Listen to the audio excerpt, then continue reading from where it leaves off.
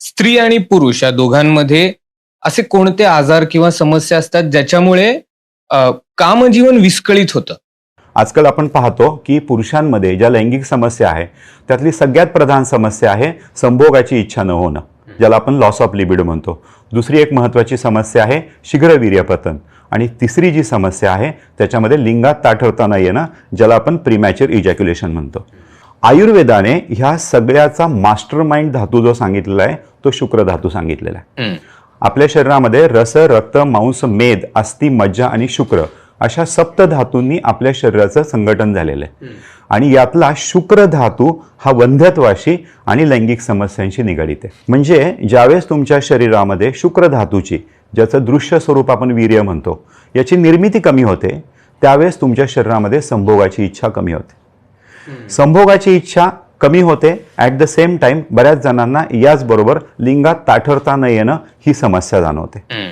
आयुर्वेदानुसार लिंगात ताठरता न येणं, ज्याला आपण इरेक्टाईल डिस्फंक्शन म्हणतो, ही शुक्राची समस्या आहे, ही वीर्याची समस्या आहे. कशी मी समजून सांगतो.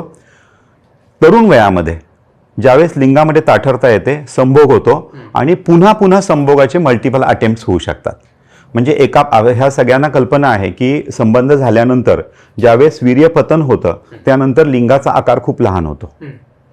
त्याचबरोबर तरुण वयामध्ये ज्यावेळेस शुक्राची निर्मिती शरीरामध्ये ज्यावेळेस येते त्यावेळेस मल्टिपल अटेम्प्ट्स होतात, कारण वीर्य भरपूर प्रमाणामध्ये असल्यामुळं एकदा वीर्यपतन झाल्यानंतर पुन्हा लिंगामध्ये ताठरता येऊ शकते. म्हणजे मगाशी मी म्हटलं तसं की वीर्यपतन झाल्यानंतर लिंगातली ताठरता कमी होते. म्हणजेच लिंगात ताठरता आणणं हे शुक्र धातूचं काम आहे. याचबरोबर जी दुसरी एक समस्या येते ती म्हणजे शीघ्र वीर्यपतन. आयुर्वेदाचे विचार त्रिकालाबाधित सत्य आणि शाश्वत आहेत. आयुर्वेदामध्ये हे जे पुरुषाचं वीर्य आहे याचं वर्णन असं केलं आहे की शुक्रम सौम्यम, किंवा बघा किती म्हणजे हे वीर्य कसं असावं याचा किती छान विचार मांडलेला आहे. स्फटिकाभम द्रवम स्निग्धम मधुरम मधुगंधीच.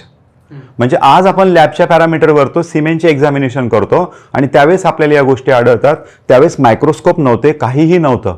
पण आज जे आपल्याला आढळते ते हजारो वर्षापूर्वी त्यांनी स्फटिकाभम द्रवम स्निग्धम मधुरम मधुगंधीचे एका श्लोकामध्ये अख्खं सिमेंट अनालिसिस त्यांनी सांगून टाकलं. म्हणजे त्या ठिकाणी त्यांना अपेक्षित आहे की हे जे वीर्य आहे हे थंड असलं पाहिजे, सौम्य असलं पाहिजे. पण आजकालची आपली जी लाईफस्टाईल आहे, आजकालचे जे स्ट्रेस आहेत, फास्ट फूड, जंक फूड आपण सगळं जे खातो, याच्यामुळे आपल्या शरीरामध्ये रक्तामध्ये उष्णता निर्माण होते. आणि रक्तामध्ये उष्णता निर्माण झाली की जे वीर्य तयार होतं ते उष्ण आणि पातळ होतं. आणि अशा पद्धतीचं वीर्य हे लिंगातून लवकर निघून जातं. पती पत्नींना समाधान मिळण्याच्या अगोदरच लिंगातला कडकपणा कमी होतो, ज्याला आपण शीघ्र वीर्यपतन म्हणतो. म्हणजे बघ, लिंगात संभोगाची इच्छा न होणं, लिंगात कडकपणा न येणं आणि शीघ्र वीर्यपतन, तीनही समस्यांचं मूळ शुक्रस्य दोषात क्लैब्यम अहर्षणम. इतका मूलगामी विचार आयुर्वेद करतं, हे आयुर्वेदाचं वैशिष्ट्य आहे.